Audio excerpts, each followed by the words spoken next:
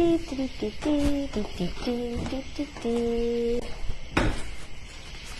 see if it pops up. Oh! Oh, wait, like, this is literally me live. That's me. But we're here. Okay, so I'm going to turn my phone off because we're live.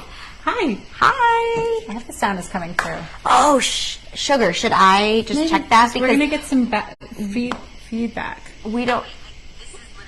Oh, yeah, no, we're good. Sound is good. We don't have a filmographer. Our AV club is off tonight. Yeah, no, this is us doing our own AV. In a garage. In my garage. Together. Yeah. Because working moms make it work. Thanks. Yes. I was not able... Well, let's just start from the beginning. I'm Sylvie Rinaldi. I'm Karina Tipton. And this is Town Hall Tailgate in my garage. Because I was not able to attend we are tailgating the Zoning Board of Appeals for Montgomery. It's August 16th. Yes. And I was not able to attend in person tonight because my husband is working and I was home with my kiddos. So I watched it remotely because Don Berger filmed it for Residents Protecting Montgomery, so I was able to watch it, took down all of my notes, and then Karina came to my house to do Town Hall Tailgate. That's so nice. Yeah. But she was there, and she spoke, and she was thebomb.com. Oh, thanks. I actually prepared a letter, and then I read it. And then it was so good. I was like in my kitchen, like cheering you on, and I was so grateful that you went and said the things that needed to be said, which we'll talk about in a minute. Yeah, okay. So the Zoning Board of Appeals tonight was solely focused on the quick check on the corner of 17K and 208. That was really the only thing that was before them. And the applicant had, do you know who that lady was? That I didn't catch her name. It was some consultant, probably some consultant, representing the applicant, which is quick check, presenting what variances they were applying for and her best way to explain why they needed those variances. And then they opened it up for public comment because it was the opening of the public hearing. Oh. Do you think it's still too dark or you think we're okay? I think we just should roll with it. All right, you want me? I'm just going to look. Okay. Okay. Yeah, you're closer than I am. So dark. Oh. Okay, hold on. Is this a motion? Yeah, it's totally motion. Now we're just going to do jumping jacks. Thanks, Montgomery, for bearing with us. How do you think you're way taller than I am for this? I don't know where the sensor is, though. Me either. Well, it would be like if you, hold my mic. It's like if you drove your car in, it would know. Oh, my gosh. Oh, the sensor's over there. All right. We should have kept the dog outside. Send her back there. Throw treats behind us. Turn the light on, Minnie. She's like, woof. And then wait, and if she woke the kids up, I'd kill them. Oh my God. Okay. Anyway. All right. So the applicant has 9 variances that they requested to our zoning code. So basically they're like, hey, we want to build a quick check, but we need 9 pretty substantial variances from your zoning code. It's a 2-page, this is the public hearing document, it's 2 pages, this is the notice for public hearing, and it has all of the variances in here. They started with 14. They started with 14 on the original submittal to the planning board, and they talked to Jim Farr, who's our code enforcement officer, and then they ended up with a total of 9, which is what's in front of the Zoning Board of Appeals. So it's things like, yeah, let's go through like the big ones. The big ones. So the biggest one is that the Town of Montgomery zoning law defines a gas station and convenience retail store must be 1,000 square feet or lower. And they're proposing one of 6,730 square feet. I thought it was 6,000 and it was 6,700. Yeah, it's almost 700% bigger. Yeah. Yeah, so that's the really big one. There's also, they want to get rid of transitional side yards. They want to have parking on all sides of the building. They don't want to do planting along the street because, as they said, in their experience, it just becomes a garbage can, which I think I correctly identified as their failure to maintain their properties correctly and not really an issue with our law, but that's my opinion. Can we go back to the transitional, because that one they explained later on in the meeting because I didn't know exactly. So when I've been reading some of these documents, it's known in other ways as the buffer. Yeah. It's how much space has to be between the building and the end of the property, which every type of zone has a buffer, right? Yeah. Your house can't be, if in the village, it can be so close to the next house. In the town, it can be so close to the next house. Right. So what they were proposing is, because there's a wetland behind and around them, that they want to push out what they can develop all the way to the edge of the property, Yeah. under the pretense that that won't be developed because it's wetland. Right. Which to me is so against where we're headed in this town of having smart environmental management. Right. Like, it should be that you should have a bigger buffer between development and a wetland. Yeah. Not no, I mean, literally, when I say no buffer, they wanted 4 feet. Yes. Meaning they wanted to build up to 4 feet to the edge of their property, and the varying buffer amounts were like, let's see if I wrote it down. I think it's 50 feet. Yeah, 50 feet. That Yeah. sounds right.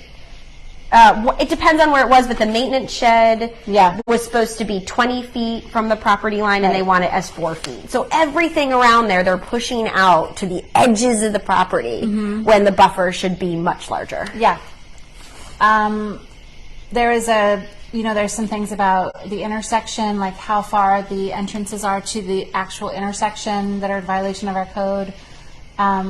Setbacks from the state or county right of way.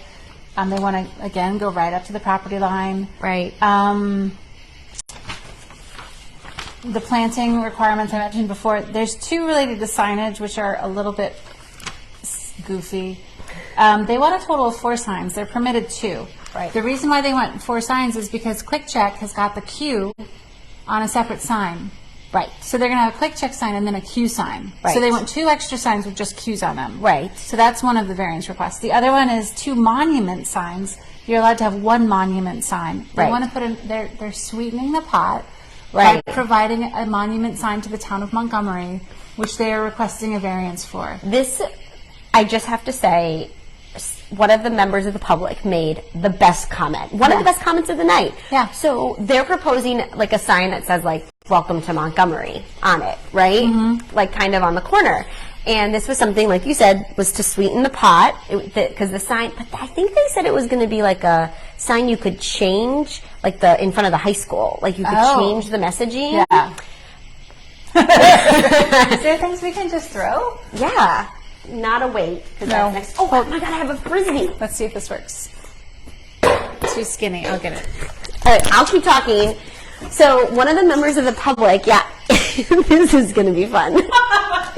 One of the members of the public made a comment that there actually is a "Welcome to Montgomery" sign down by the Valero on 17K, which is the actual town line for Montgomery. And she said that there's no town line at Scott's Corners. No. So you're not welcoming them in. You've already welcomed them back at the Valero. I thought that was pretty clever. It was pretty good. Yeah, it was a good comment. It was.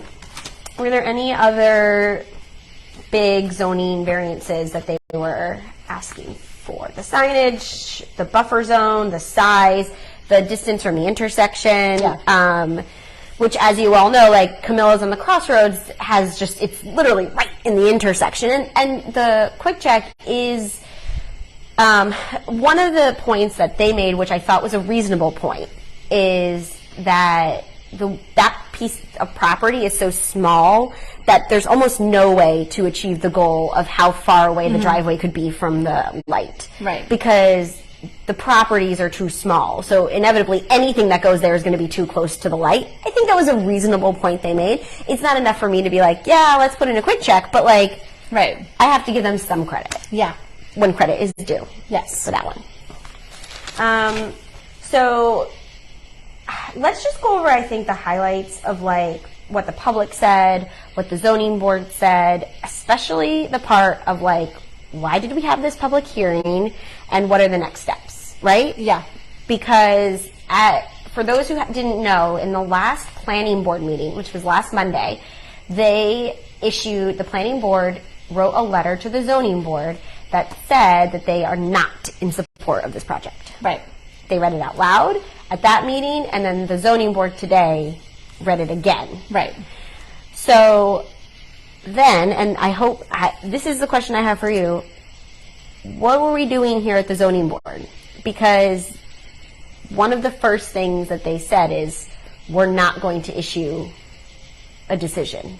Yeah, the zoning board is not allowed to issue a determination until after the planning board has completed the secret process, which involves, getting to the point where they're like, okay, all of our concerns have been satisfied. We're going to issue you a negative determination because we feel comfortable that you have mitigated all potential harm to the community and the Secret is environment. the land use law. Yes, State Environmental Quality Review Act. So the planning board for every single project has to decide, and they decide if it's a negative declaration, meaning that this project is going to have not a substantial impact on the environment, or a positive declaration that this project is going to have a substantial impact. And if it's a positive declaration, which Medline was a positive declaration, Amazon They were negative declarations. Oh, Medline was negative? They worked through the process until they got to a negative declaration. That's why it takes so long, because you work through it until you get to negative. A pos dec means that it will have a harm, and so it can't go forward. So a pos dec is essentially a denial that this project will have... Yeah. Okay. Like, as it is, you can't go forward. It's not saying they can't fix the plans and go back to the drawing board. But Okay. if an applicant refuses to work with the planning board to modify their plans, then... A pos dec is essentially a denial. A Yeah. positive declaration saying Yes. that this project will have a negative impact on the environment, and Right. there gives you lots of criteria about what that means. I don't think I understood that a positive declaration was ultimately a denial. Right. It means you have to go back until it's negative. Until you can prove that what you are going to do is not going to substantially impact the environment. Right. Huh. Yeah. I hope I'm right. I'm pretty sure I'm right. Yeah. I'll check. If I'm wrong, I'll put it in the comments. Yeah. Yeah. I mean, it sounds... Yeah. Right. I mean, most of the time, Karina's right. Like, just in general. She's really smart. Stepsons hate it. Fair. It's age appropriate. Yeah. So, okay. Yeah. So the zone... Oh my gosh. No. This is worse than Don Berger standing there tapping on his We should've- wristwatch if saying only- we're taking too long. I know. If only Don was here, and then he could be the one going back and turning the light on for us. You'd be busy saying you're taking too long. I am not told that. This is so I'll go funny. next. So as far as the applicant, there's a public hearing scheduled. From what I understand from the meeting and the conversation that took place at the meeting tonight, the intention was to open the public hearing so the zoning board could hear what the concerns are about this project from the public, and so they would be able to theoretically formulate their response to the planning board. But the way the planning board has declared a lead agency on this project, there's other agencies that are involved, right? Like DOT is involved because it's on a state highway. Okay. The town is going to be involved because Quick Check said that they're going to be getting water and or sewer from the town. They mentioned that in their presentation. Okay. So the town board will be involved as like an agency that will inform the process. Okay. And the zoning board of appeals is an agency because they are the only ones that could grant an approval to a change in the zoning law, like Right. a difference in But implementation. only until... So they have to give the planning board their comments. Okay. And the planning board, I believe the planning board has to confirm that all of the interested agencies or the involved agencies, that their comments have been addressed. Right. Before they can complete the secret process. Because as the lead agency, they're like the general contractor Right. of the secret act. Yeah. So they're the ones who have to confirm that everything has been done correctly. Right. I would just like to point out that I have been watching so many of these meetings, and I know Karina has too, and this was so complicated So to me. complicated. And I just honestly felt like they were pointing fingers at... It's a circular reference. It was a circular reference. It's like breaking my Excel table. Yeah, seriously. And what was interesting is that there were a couple of lawyers that were speaking in the meeting. So we had the applicant's lawyer, we had the lawyer for the zoning board, and we had the lawyer for some local gas stations who hired a lawyer because they want to fight this. Yeah. And the only lawyer that made sense to me, meaning that the way that they presented seemed fair, it seemed like they knew the process, was the gas station's lawyer. The zoning board's lawyer didn't have any comments about this whole process. She just sat there and took notes and didn't give any advice. Right. And then the applicant's lawyer just spoke for a very short amount of time towards the end, and it didn't really... And it was basically about just what the applicant wants. Right. Right. And that's his job. Yeah. By all means, that's his job, but it didn't feel like anybody was standing up for the town in that meeting. Yeah. And saying what the process should be. Right. I find that in the planning board meetings, they have a different lawyer, and he will do that periodically. He'll provide better guidance. Yeah, he than directly advises. He does, right then in the meeting. So I think I was just a little disappointed in the zoning board's lawyer for not saying more and providing better guidance, because it was super confusing. Yeah, it was very confusing. Are there... Can I ask you some questions about your public comment? Yeah. Because there were a few people that spoke for public comment. Before I get to ask your questions, I want to point out what Don Berger said. He had some really cool pictures, and what he had done is he had gone to the Quick Check in Goshen and the Quick Check on 211 and took pictures of the gas stations that used to be near them that had since closed. Right. Because that is a big concern that we have, is that variances are going to be granted like this. Yeah. And because of that, it will close our locally owned gas stations. Right. I thought that was... I'm just checking the time because Don isn't here to do that for us. So. Oh, you set a timer. That's so good. I did. My wristwatch died, so I can't do it. So I want to go to your comments. Okay. And I'll let you speak to them, but I just want to point out what I thought you said somehow seems to be missing in so many meetings, because we now have an approved comprehensive plan. That means that the town board approved it, and all of our agencies need to be reviewing that plan to see how it affects what they do. Yeah. And it doesn't seem like anybody's actually doing that. And I felt like in your presentation, you can speak to it, you actually pointed out to the zoning board, and a member of the zoning board was on the comprehensive plan committee, that they now have this new document that they need to consider for their approvals. It's my turn. No, you're going to talk to it. I'm going to turn the light on. No, you keep summarizing and all. Well, but it was your words. Fine. Okay, so Karina presented exactly what parts of the comprehensive plan would be impacted or impact this project. And I just felt like, why do we need Karina to do that when it should be the job of the zoning board to have done that homework? And like, thank goodness that we have in our community, you, because that was a lot of work that you did. And I think that that's something that the board should be doing themselves. So why don't you say what you said? Okay. Or summarize it. The first thing, which is really important because it was misrepresented by the applicant's presentation, is that large gas stations should be at Scott's Corners. The comprehensive plan says that Scott's Corners is community commercial, which does permit gas stations, but then it also has a category called regional commercial, which is directly around the 84 interchanges.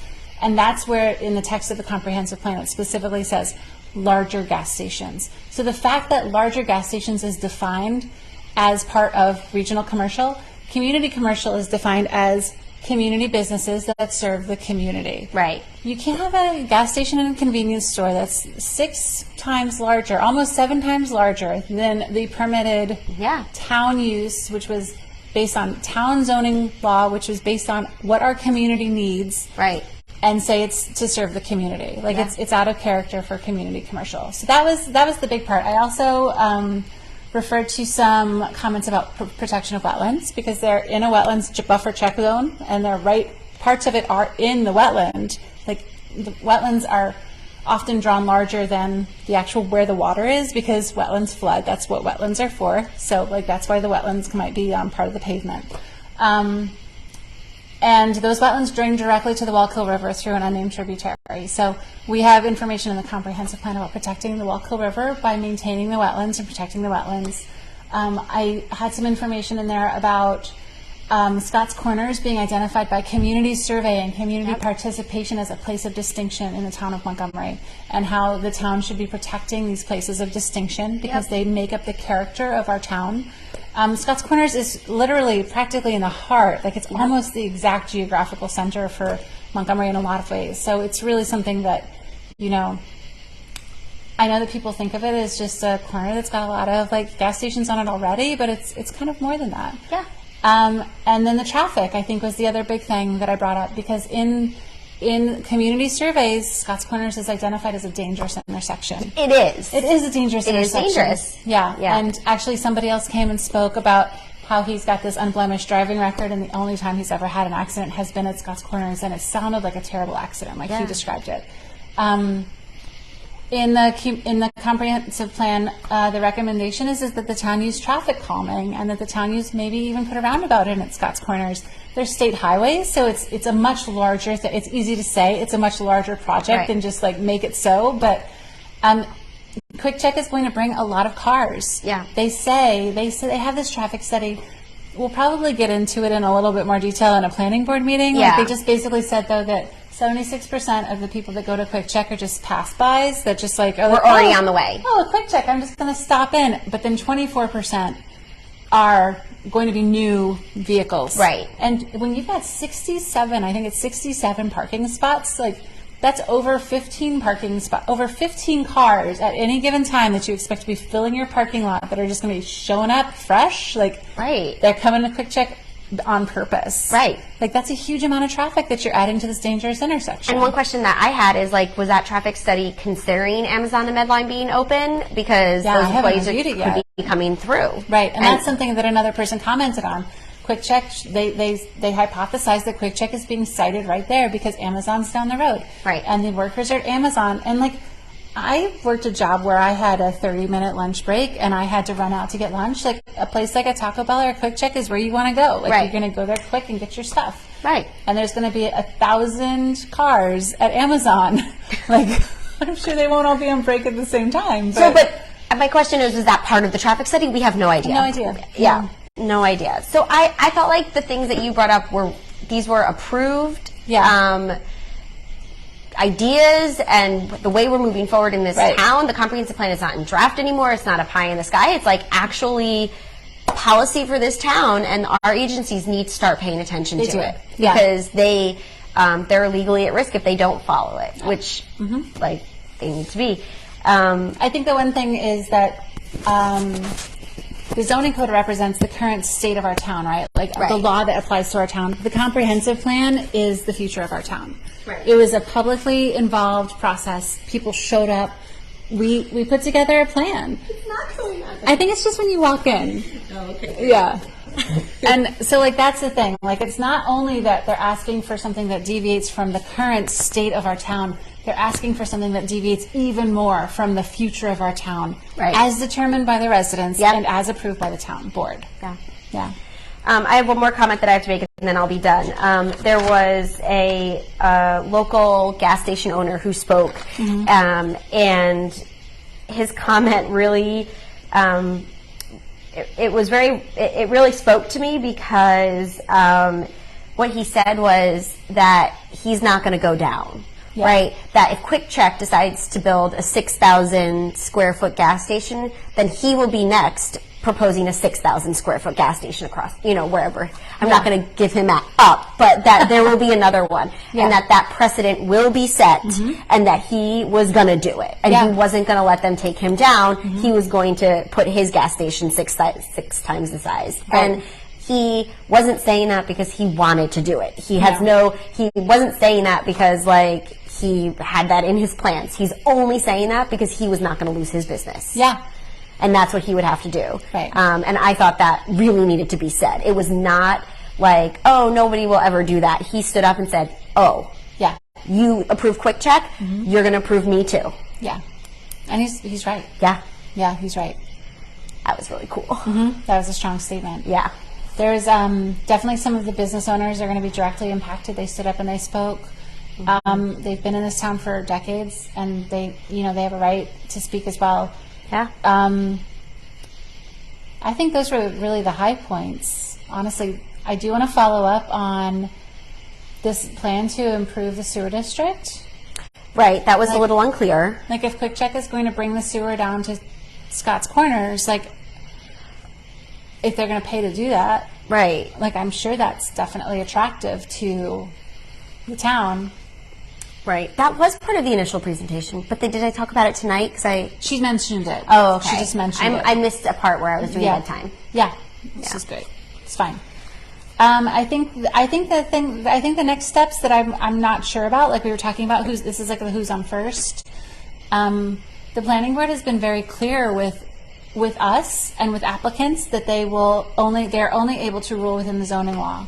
Yeah. And if the ZBA is not going to be able to issue a deviation to the zoning law, I don't understand how the planning board moves forward at this point. And I think that's a good question to ask at the next planning board meeting. I totally agree. All right. Well, Okay. thank you so much. And thanks for attending since I couldn't. Yeah, my pleasure. And where can I see more of you this week? Well, you can find me on the internet at karinaformontgomery.com and the same handle for Instagram and Facebook. And what about you, Sylvie? Where can we find you? I'm on social media. No. Yeah. I am Sylvie Rinaldi for Montgomery Town Board on Facebook, Instagram, and rinaldiformontgomery.com on the internet. And because we're running for town board. We are, yeah. So save the date, November 2nd, for those Montgomery residents. You can vote early, October 23rd to 31st. We will be on your ballot for Montgomery Town Board. So not only could we tailgate, but we could actually have a voice, Right. More than the public comment to make these changes in our community. Yeah. Which is super important. It is. We just want to show up and work hard. Yeah, we got to get people out to vote this year. Yeah. All right. All Well, right. thank you so much. Thank Have you. a good night. Good night. All right, I'm going to turn you off. Yeah. Okay. Uh-oh. I'm just going to hold a pose. Okay. I still don't know what I'm doing. Oh, finish.